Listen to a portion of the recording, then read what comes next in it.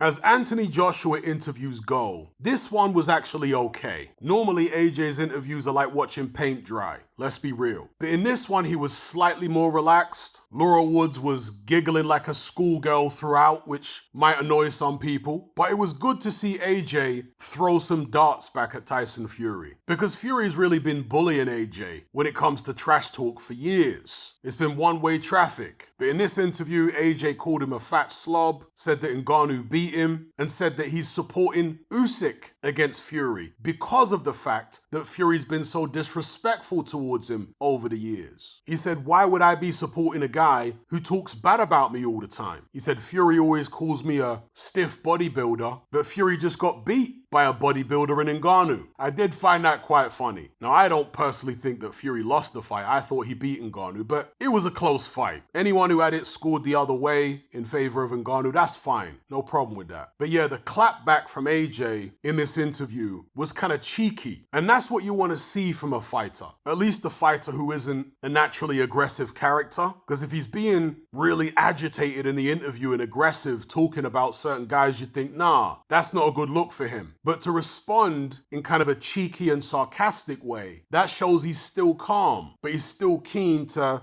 give as good as he's getting. You know, sometimes AJ fans come at my neck because they say that when AJ's too quiet and respectful, I criticize him and say he looks shook. But then when he's overly aggressive, I say that he looks rattled as well, so he can't win. And I hear that, but there is such thing as a middle ground. You know, back in the days when AJ was fighting people like Dillian Whyte, he wasn't overly aggressive at the face-off or at the press conference. There was a little bit of aggression there, but more so than anything, he had this cheeky attitude towards Dillian Whyte. It wasn't like all hostile Mike Tyson style. It was just this cheeky attitude. And I saw some of that cheeky attitude come out in this interview with Laura Woods. You see, the thing with AJ, for me, is I've always been a believer that he has untapped potential. It's kind of like when David Haye was fighting. I used to criticize David Haye a lot because I felt as though there was more there than we'd seen from him. I like to see fighters fulfill their potential. When they don't, it's frustrating to me. Let me not even talk about Audley Harrison.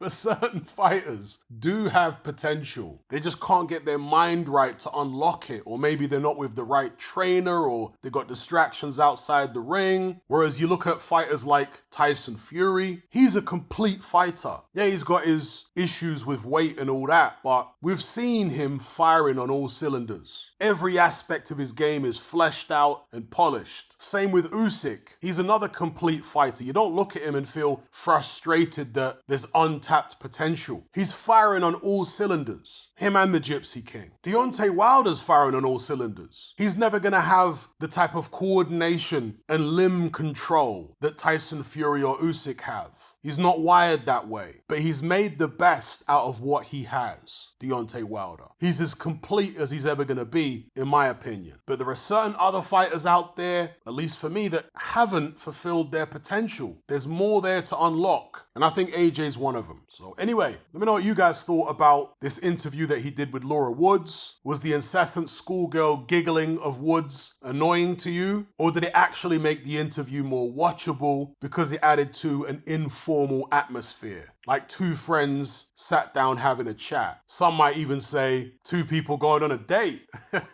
It almost had that vibe occasionally. Let me know what you thought of it.